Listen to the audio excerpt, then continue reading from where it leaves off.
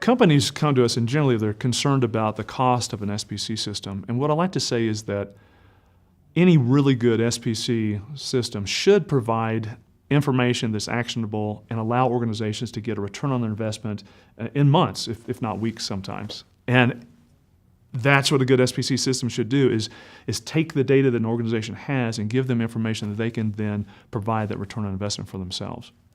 The way that traditional quality systems have evolved is organizations start maybe in one place, and then they add on additional systems, and they add on additional systems. And before they know it, they've got all these separate systems out there that don't talk to one another. Infinity Custis products have been designed so that they're able to be plugged into an organization and then communicate with those existing systems so you don't have to rip and replace those systems. So it's a much more efficient, less costly way of doing it.